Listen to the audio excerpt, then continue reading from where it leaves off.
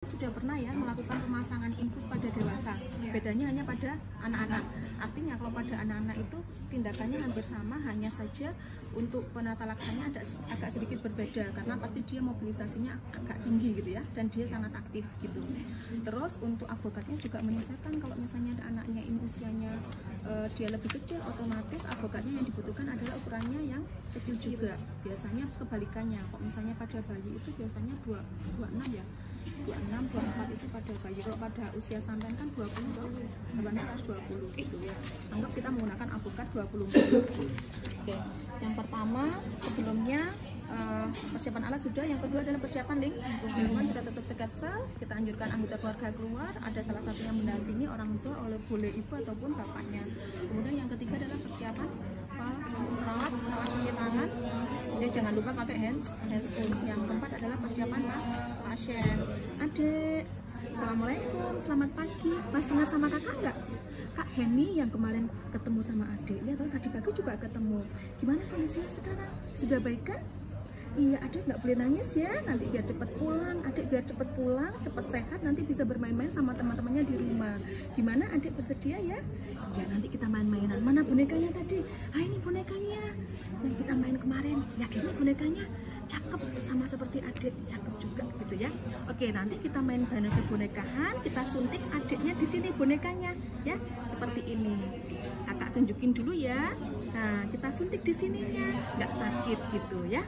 Oke, ibu bisa didampingi anaknya, ya, karena anaknya sangat aktif sekali. Kita gunakan restrainnya dengan menggunakan gedong bayi atau yang disebut dengan mumi, ya, di mumi. Jadi harus bayi harus dibungkus agar tidak dibungkus, digedong ya, bungkus, digedong agar tidak bergerak seperti ini. Oke. Kita cek dulu kita cek dulu vena bayinya mana, atau pembuluh darah venanya mana yang akan dipasang. Kalau misalnya di kedua tangannya kolaps, baru kita masang di sini. Ini adalah pilihan terakhir.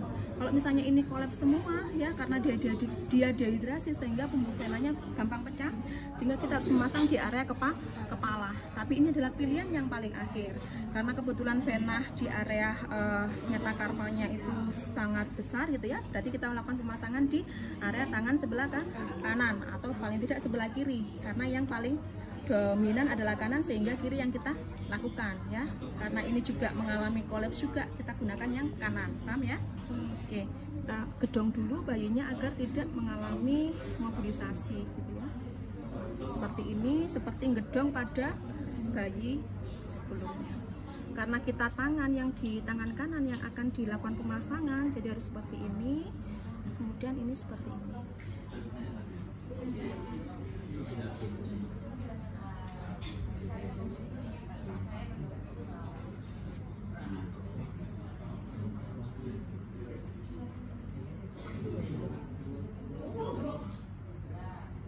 Oke, iya, ini ya adik ya, iya, pintar. Oke, terus kemudian seperti biasa kita dekatkan karena resiko jatuh. Jadi adiknya jangan lupa dipasang apa? Gelang kuning yang mengindikasikan resiko jatuh pada anaknya.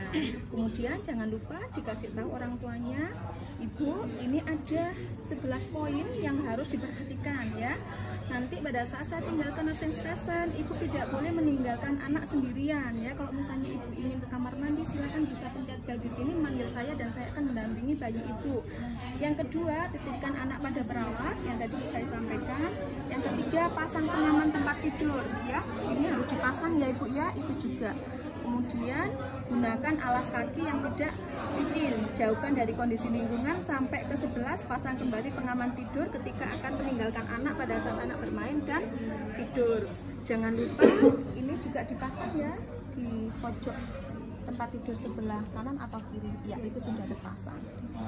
Oke, kemudian selanjutnya setelah kita menggunakan restrain mumi, kita gunakan juga restrain untuk agar tangan bayi tidak bergerak, karena kita akan melakukan pemasangan infus di area tangan kanan bayi. Caranya seperti ini.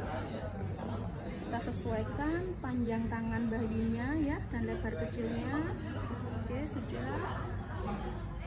Selanjutnya kita lakukan seperti biasa pemasangan infus pada dewasa ya. Seperti jangan lupa disambungkan dulu cairan infusnya, kemudian kita pasangkan. Bisa ya? Oke, yang penting adalah bagaimana cara kita merestrain untuk bayi agar tidak mengalami mobilisasi.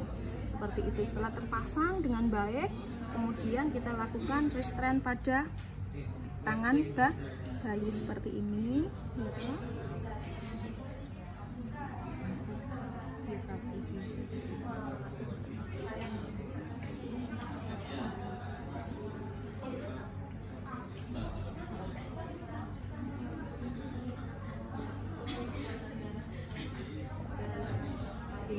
Ya, adik sudah dipasang ya. Jangan lupa nanti adik harus makannya yang banyak ya, seperti yang kakak ajarkan tadi. Nah, ini bonekanya bisa dibuat main-main sebelahnya, nanti bisa main-main sama bonekanya ya adik ya. Oke, ibu ada pertanyaan? Baik, kalau tidak ada pertanyaan, kalau misalnya ada yang ingin ditanyakan ke kami, silakan bisa pencet bel di sini ya ibu ya. Saya tinggalkan nursing station terlebih dahulu. Wassalamualaikum warahmatullahi wabarakatuh. Oke, jadi untuk intervensi ke anak, kita harus mengajak anak itu komunikasi, anggap dia teman kita, dia SB. Karena kalau pada anak kan, dia tak pasang ya, iya nggak boleh, nah langsung nanti bayinya nangis gitu. Dan biasanya, tadi Beni satu yang kurang, dikasih emla. Emla itu semacam, apa namanya, semacam salep, dan isinya adalah lidocain untuk mengurangi rasa nyeri pada anak, pada bayi. Jadi seperti anestesi tapi anestesi lokal.